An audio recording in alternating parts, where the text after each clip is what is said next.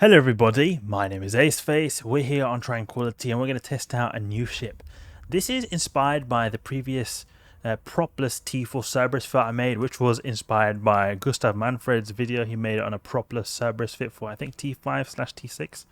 And I wanted to do the same strategy with going Propless, but with an Onyx. And for you guys who didn't watch the previous videos I made, the reason I'm considering to do this Propless style of fitting is because if you're in a dark side, the dark abyss, it buffs your speed.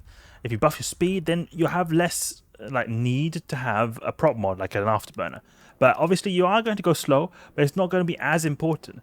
And on the other side, because you're then getting access to an extra mid slot for shield-based ships like the Onyx or the Cerberus, can give really good buffs to your tank. In this case, we're using dual multi-spectrum shield hardeners, so it will be a pretty tanky boy right here. The ship's capabilities is pretty strong. It's pretty strong. Something I was considering was to actually go for a large shield boost on this. I was thinking maybe we could have gone for a Pith X one, because the Pith X is Pith X type. This one right here. The reason I wanted to go for this is because we can fit it. We've got so much resources to spare. So I was thinking maybe, okay, we're not going to use it all the time, but we'll get a lot of tank for like a very short amount of time. It could be good. But the thing is, this is a bit of an expensive module. See, the fit goes up to 700 million. So then I was thinking, okay, we could use a large, let's say a large shield booster 2. Large shield booster 2. This gets 69 HP per second, which could also be pretty good. But then I thought maybe we could go with a Pithum C-type medium shield booster. So then these are the two things. I was thinking maybe we could go with the Pithum C-type medium shield booster, because the good thing about this is that it gives us a lot better capacitor. Pithum C-type medium shield booster. This right here, it gives us a lot better capacitor, but it does give us a bit less HP. The reason why this ship is still is tanky is because it's got so good resists, really good resists. So we're going to try first with the Pithum C-type medium shield booster, see how it fares. Maybe it will fare really good. Maybe we could just use a large shield booster too, because the thing is, the dark sides, you're often not taking damage. You're often avoiding damage by going so quickly, and the enemy optimal range is reduced, so you often don't take damage a lot of the time. So that's why in the dark sides, it is good to have a lot of burst tank, like a tank for a short amount of time, like a large shield booster. Even though you're not cap stable, it's alright, because you just need a bit of shield boost to get you going when you take out the threat. When the threat is being compromised, then you're usually able to get out of range and just chill. But we're going to go with a Pithum C-type medium shield boost just to be extra safe in the beginning. So we're going to go with this right here. And multi-fit. We can give this a name. Darky, maybe. Darky. And we can put some basic boosters as well if we need. Let's see now. Hardshell. Dose 1, always nice to have. Synth blue. Always nice to have. And then Crash. Synth Crash, always good to have. Okay, so we've got filaments right here. I'm going to go to perimeter and test this out. Test this out. People are going to say that, oh, AC, what are you doing? Gankers, you know, gankers. Why are you running them in Jita? You know, I like running them in Jita. It's fun to run them in Jita. It's very convenient. Very nice place, and you know, you don't get ganked so often, right? You don't get ganked so often. I mean, if you're serious about your... I'm just joking when I say you don't get ganked so often, but as you can probably tell. But if you're serious about your abyss running, unlike me, who's not often so serious when I make stupid mistakes, as you see many times in my videos. If you're serious about using expensive stuff, I would not recommend them running around Jita, but I do them because I'm not too worried about losing these fits, because they're not too expensive. And also, it's just fun. It's just fun. I mean, they're not going to gank us anyway, right? It's alright. Let's see now. Are there any people here? No, no one's here. So the great thing is that we've got the dual webs. The dual webs, it enables you to get so good application with your missiles. This is really an essential to get perfect application, or as good applications as you can get. The webs make such a big difference in terms of your application.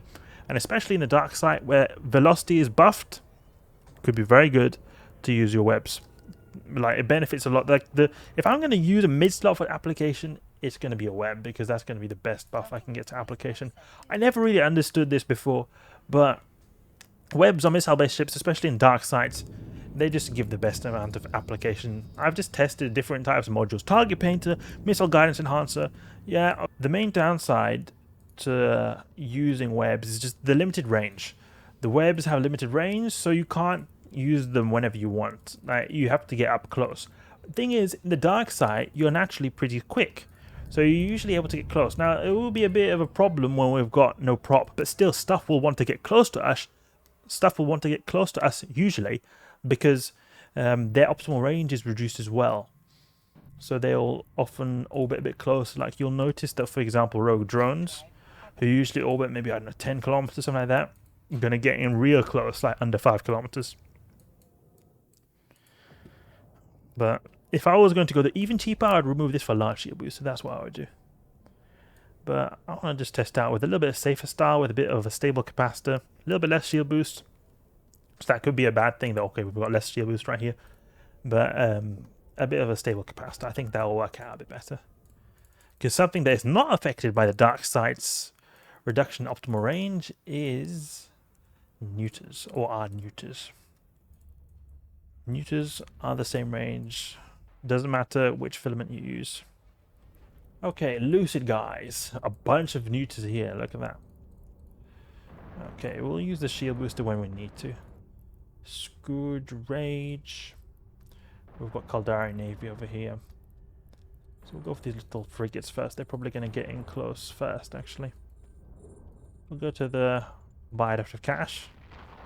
It's still pretty slow. The bad thing about using this style of no prop in the Onyx is also because the Onyx has naturally a pretty bad speed, so having no prop really makes it slow. Even though we've got the dark side's bonuses, but it really makes it slow. And we're getting some decent application though. Nice to see. Nice to see. We're just taking damage from these guys, and look, our shields are barely even moving, and we're not even using our shield booster. We've got pretty solid resistance on the ship, just naturally. So we just go in and use our shield booster now that we see that our shields are going down a bit. It's alright. It's alright. It's alright. What's our range? I need to check our range. 30 kilometers, that's a decent range actually. Got some really good tracking going on right here. Doesn't seem like we're going to be able to get a Webifier on this guy. These Sentinels, they seem to be keeping just outside Webifier range. So we'll want to get a bit closer to them to be able to use Webifier. Because we need that to be able to apply full damage with our Rage. You're going to see soon. Our Rage is going to go crazy on these guys. Scourge Rage. Grab him in place. There we go. Full shields. 3 neuters is alright. Newton cruisers. These guys neuter a bit actually when they get close. Quite a bit. What's our range of these guys? 25. So we'll knock out these guys pretty quick. Let's see now. Volley 1600. We're getting volley 600 right here. So we're getting full application because you can see their resist at 60%. So it'll be less than half. There now we've got 60 and 24. Yeah, and pretty much perfect application with Rage. So that's perfect. It's pretty difficult in the dark sides and in the Abyss in general with heavy assault missiles to get perfect application with Rage. I never really would have expected this, but it is actually quite difficult to get Rage to fully apply to even cruisers. So many times if you don't have a lot of application modules, especially if you have only one web, then it's almost always better just to go with Caldari Navy on cruisers. But when it comes to having a lot of application modules like we've got right here, we've got Rigor Catalyst, Missile Guidance Enhancer, 2 Federation Navy webs, then we're actually able to use Rage on cruisers. Unleash our Rage. Get to the Bioadaptive Cache right here. Soon taken out. There we go. Caldari Navy. Oh, they seem to be far away. Oh yeah, isn't it the thing where the Logi guys, they just AFK as soon as their comrades have destroyed? Ah, that's so annoying. Look, I have to move now in my Propless ship right here. Oh, that's so bad. I should have taken them out first. I didn't really think about that. I was just thinking they're going to get close, but nope, they're just going to chill there. Well, that's good for us because we get good application when they're really far away like this. It's like as if we are using a perfect web on them. Pop, pop, pop, pop, pop. Nice. Move towards the transfer conduit or the buy it out of cache. These are kind of downsides of using Propless style. I'm sure you could somehow find a way to do this with a prop as well. You could maybe sacrifice the Rigor and put like some shield module, maybe another EM or maybe Solidify or something that could just buff your shield a bit and then have a prop mod. I think that could be an option actually, so we might actually test that out. I think it will be interesting to see. Something like a Solidifier. Medium core defense Solidifier. Open this up. Ooh, some gravity heatsink. And then we've got the 10MN compact AB. Yep, 10MN would, I think that'll be alright. We'll see. We'll see what we can come up with in the future. But having a fit that's able to use the Onyx and T4s, I like that because I think it's a really cool ship.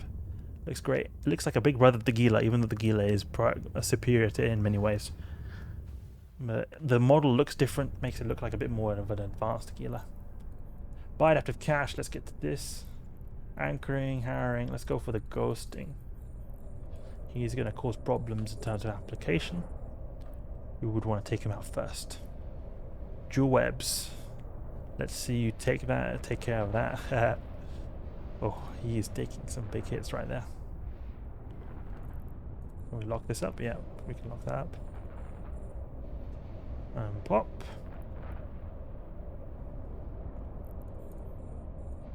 There we go. Easy, easy, easy.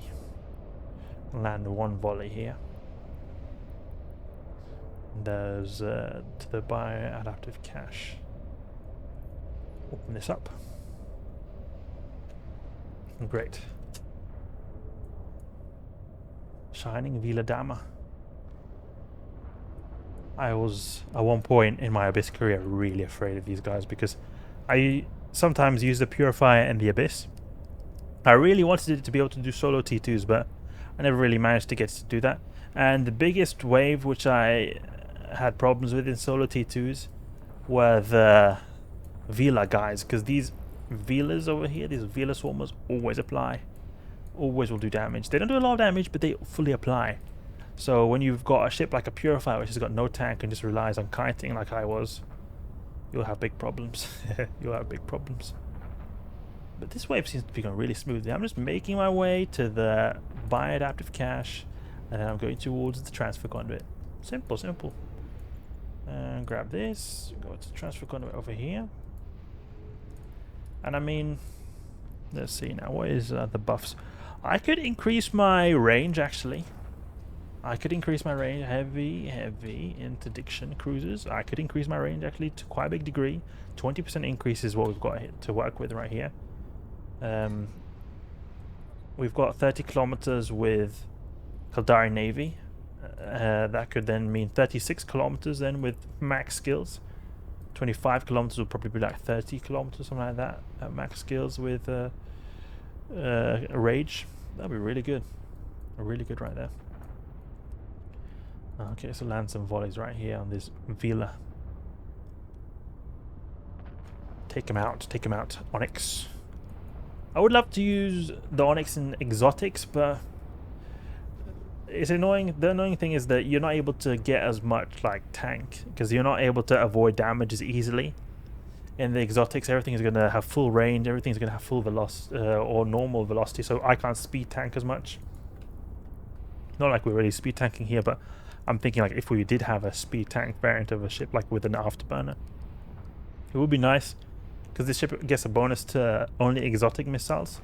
Not exotic missiles, but kinetic missiles, that is. So we would have a bit of a benefit in terms of our damage right there. Let's take out the Harrowing Vila. Let's go, let's go. Rage, full rage. What is this resist? I don't think we're applying particularly well. Okay, we might be applying just about, but not really great. That great. Let's go.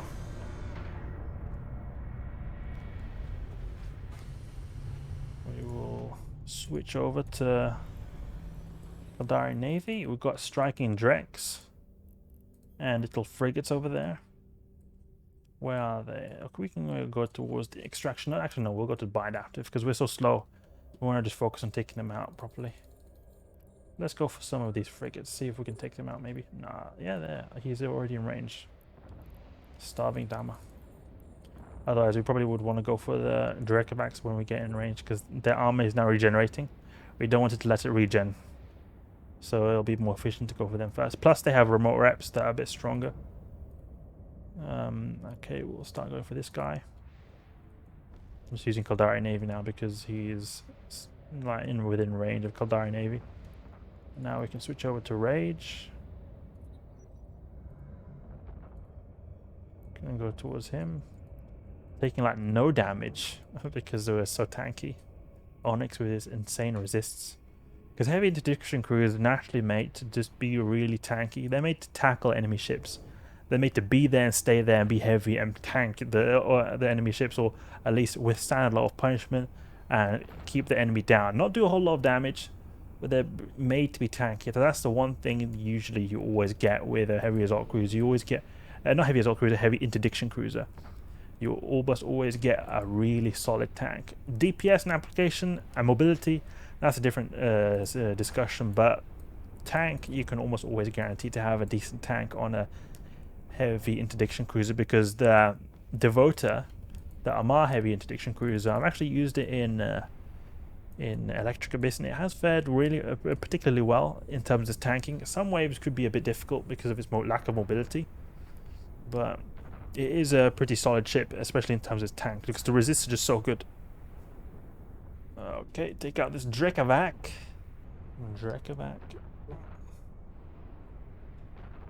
Okay, he wants to pull range for some reason. Oh, I see. He's trying to get close to his friends to get more reps. Something like that. That's annoying. Why can't they just follow me like the previous wave? It's nice when stuff just decides to follow me, so I don't have to move around because I am a pretty much a turtle right here. Not having any speed. Just walking around at a snail's pace. So I do need stuff to follow me. I don't want to follow because that's not going to be a good time for me. Come on, web this guy. Web him, please. Oh, web him. He's going. See, damn, Drekavac's faster than me.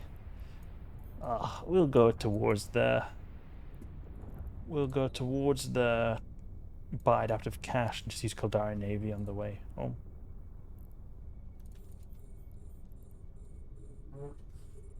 Now he's deciding to come close. Okay, we'll just use Caldari Navy from here. Seems to be going pretty slow, unfortunately.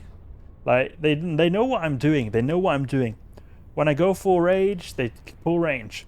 When I use Caldari Navy, they're like, yeah, you know what? I'm gonna get in close. I'm gonna wreck him now.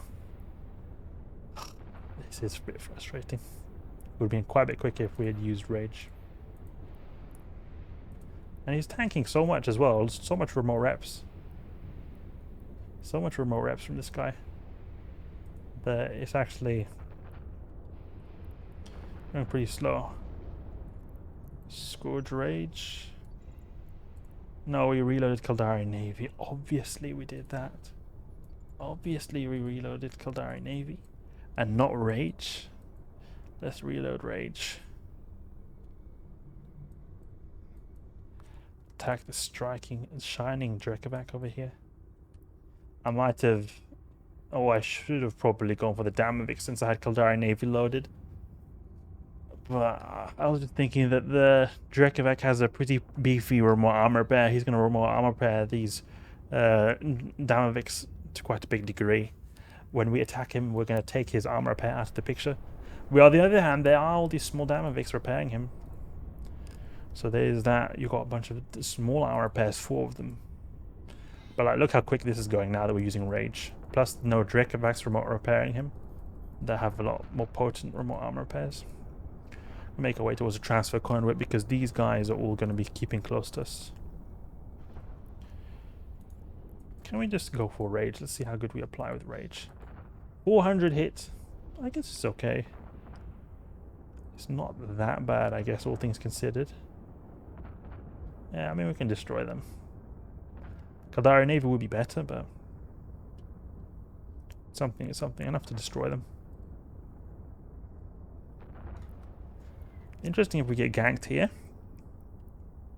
No assault damage controls. No big buffer. However, the Onyx does have a decent amount of buffer because of his just naturally very good resists. 26k HP overheated Hardeners.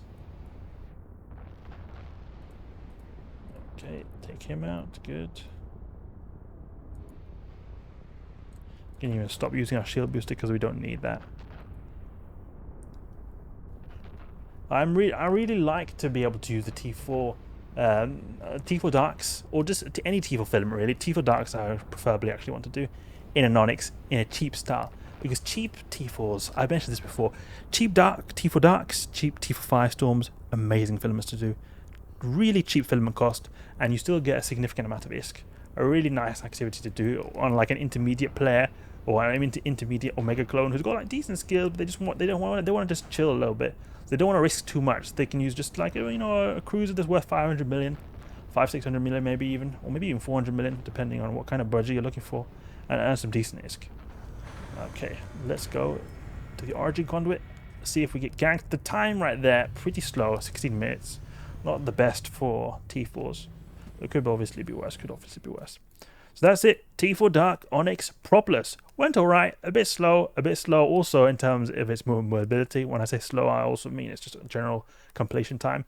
We've not got a whole lot of DPS modules on this ship. We've only got 3 DPS modules.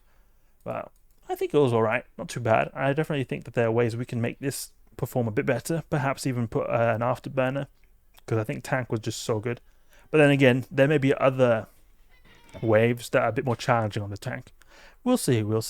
Hope you guys enjoyed the video. If you did, please leave a like and subscribe. I'll catch you guys later.